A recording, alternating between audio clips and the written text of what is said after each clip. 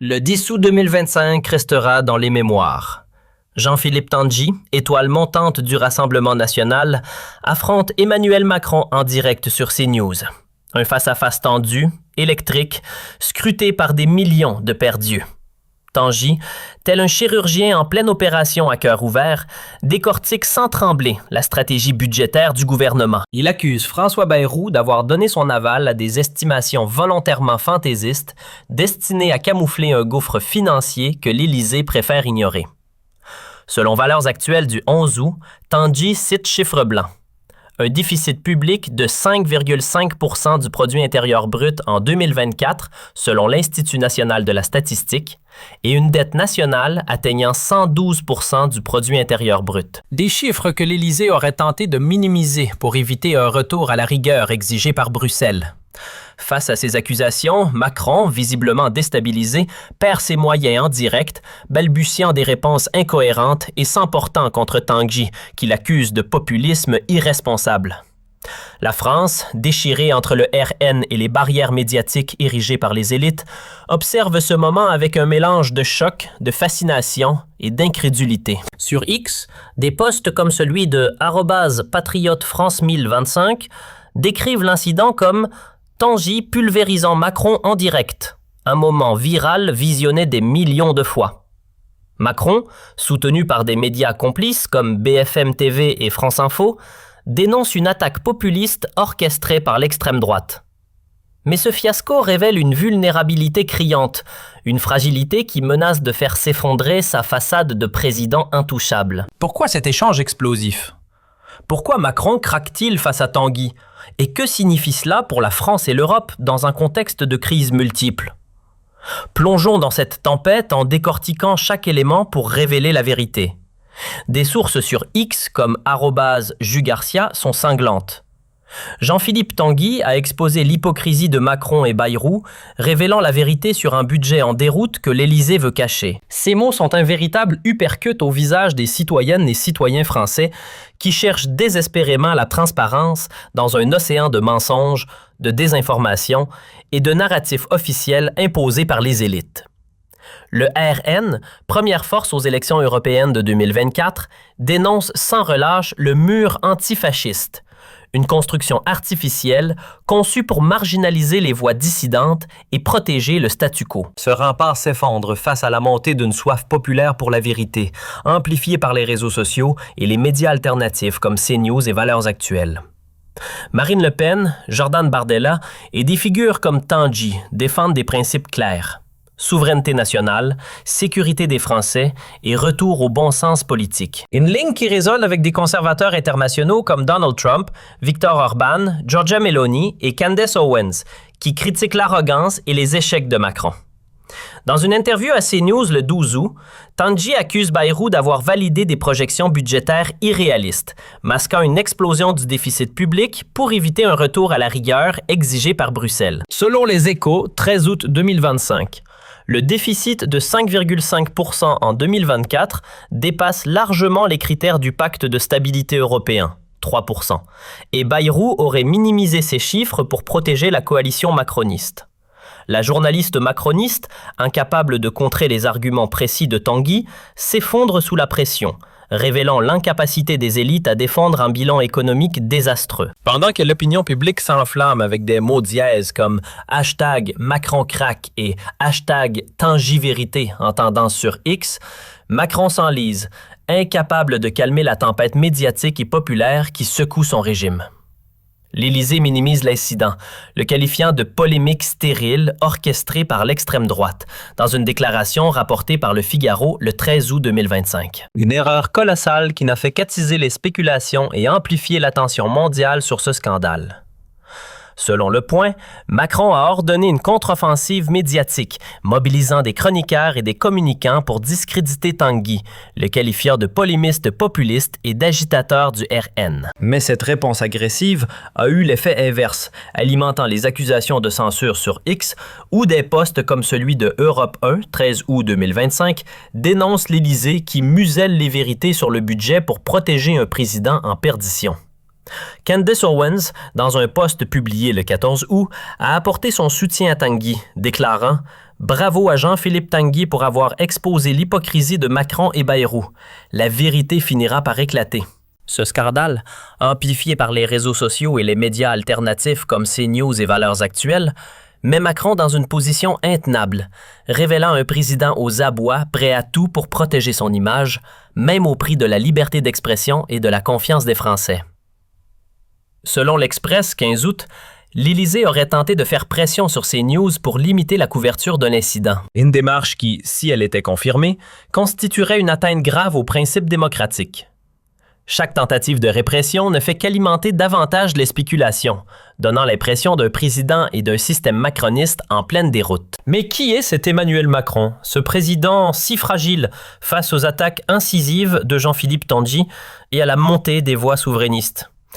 Il est temps de révéler la vérité derrière sa façade lisse, soigneusement polie par des années de communication médiatique.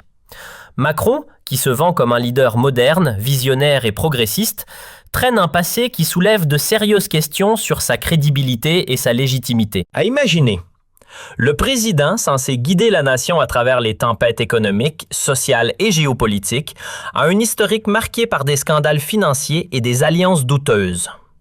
Il évoque avec fierté ses années en tant que banquier chez Rothschild, ses connexions rapides avec les élites mondiales. Mais cela sonne comme l'histoire d'un opportuniste, charmeur et calculateur. Ces récits ne prouvent pas une authenticité humaine, mais masquent une personnalité problématique, tissée d'ambitions démesurées et de manipulations habiles. Sa gestion de ce scandale, comme rapporté par Valeurs Actuelles, montre une panique croissante. En tentant de discréditer Tanguy par des attaques médiatiques orchestrées, Macron espère étouffer l'affaire, mais il ne fait qu'attiser les flammes d'une controverse qui menace sa présidence. Selon Le Monde, août, l'Élysée aurait mobilisé une équipe de communicants pour contrer l'impact de cet incident, qualifiant Tanguy de polémiste d'extrême droite. Mais cette stratégie a échoué face à l'écho retentissant de son intervention sur les réseaux sociaux, où des millions de Français et d'internautes internationaux saluent son courage et sa clarté. Les anecdotes de Macron ne sont pas le témoignage d'un leader proche du peuple ou relatable, mais un indice flagrant d'un caractère dangereux pour un homme d'État chargé de responsabilités aussi lourdes. Son manque de respect pour la transparence révèle un mépris profond pour les citoyennes et citoyens ordinaires, surtout lorsqu'ils osent remettre en question ses intérêts personnels ou politiques. Ce trait se retrouve tout au long de sa carrière. Souvenez-vous du scandale des retraites en 2019-2020, où il a imposé des réformes en secret, brisant ses promesses de dialogue social et provoquant des mois de manifestations violentes dans les rues de France. L'homme qui jouait avec les règles économiques chez Rothschild est aujourd'hui celui qui joue avec la Constitution française, contournant le Parlement à coups de 49.3 dès que cela sert ses desseins. Sa réponse à Tanguy, orchestrant une contre-offensive médiatique pour discréditer son intervention, n'est qu'un prolongement de cette mentalité. Un président qui préfère nier, minimiser et réprimer plutôt que d'affronter la réalité avec courage et transparence. Cette affaire, amplifiée par les réseaux sociaux et les médias alternatifs comme CNews et Valeurs Actuelles, met en lumière un président qui craint la vérité et qui est prêt à tout pour protéger son image, même au prix de la liberté d'expression et de la confiance des Français. Selon l'Express, 15 août, l'Élysée aurait même tenté de faire pression sur CNews pour limiter la diffusion du débat. Une démarche qui, si elle était confirmée, constituerait une atteinte grave aux principes démocratiques. Et que dire de son arrogance intellectuelle qui frise l'hubris? Les échecs répétés de Macron, particulièrement en diplomatie, mettent en lumière une ignorance criante des réalités nationales et des aspirations profondes du peuple français. Lui qui doit négocier sur la scène mondiale avec des puissances comme la Russie, la Chine, les États-Unis ou l'Algérie, n'a jamais jugé nécessaire de s'adapter aux préoccupations quotidiennes des Français. Chômage, insécurité, pouvoir d'achat en chute libre. Selon l'Institut national de la statistique et des études économiques, l'inflation atteint 5,2% en 2025, tandis que le chômage stagne à 7,5%, aggravant la crise sociale. Son choix de carrière, passant de la banque à la politique par pur opportunisme, en sautant les échelons traditionnels de l'engagement public, témoigne d'un pragmatisme froid, dénué de toute passion authentique pour le service de la nation. Ce manque de curiosité et d'empathie imprègne sa politique. Il croit pouvoir résoudre des crises complexes, énergie, inflation galopante, tensions géopolitiques, insécurité croissante, avec des recettes simplistes de banquiers d'affaires, des solutions technocratiques déconnectées de la réalité. Le résultat? Des échecs en cascade, des promesses brisées et une France plus fracturée que jamais. Et le summum de cette tragédie? Le manque chronique de fermeté de Macron. Une faiblesse qui le rend imprévisible et vulnérable face à des figures comme Jean-Philippe Tanguy, Marine Le Pen, Jordan Bardella ou des adversaires géopolitiques. Il a toujours esquivé les confrontations difficiles, préférant les compromis boiteux ou les reculades face à la pression populaire ou internationale. Ce schéma traverse toute sa vie. Il a perdu des batailles internes au sein de son propre mouvement et s'est adapté au vent libéral dominant, abandonnant toute conviction initiale pour suivre les tendances mondialisées. Emmanuel Macron n'est pas un rocher dans la tempête. Il est une girouette qui ajuste sa position au gré des opportunités, des sondages et des alliances éphémères. Sa tentative de réponse à Tanguy, orchestrant une campagne médiatique pour discréditer son intervention, loin de montrer du leadership, a révélé un président incapable de gérer une crise publique sans recourir à la répression. Une stratégie qui ne fait qu'alimenter les spéculations et fragiliser davantage sa présidence. Selon Le Point, août, Macron aurait tenté de contrer l'impact de cet incident par des déclarations publiques, mais son ton défensif et ses attaques contre Tanguy n'ont fait qu'attiser les flammes d'une controverse qui menace de consumer son mandat. Ce scandale révèle également le rôle trouble de François Bayrou, un allié clé de Macron dans la gestion du budget français. Selon Les Échos, 13 août, Bayrou, en tant que haut-commissaire au plan, aurait supervisé des rapports économiques optimistes qui sous-estimaient délibérément l'ampleur du déficit public pour éviter des sanctions européennes.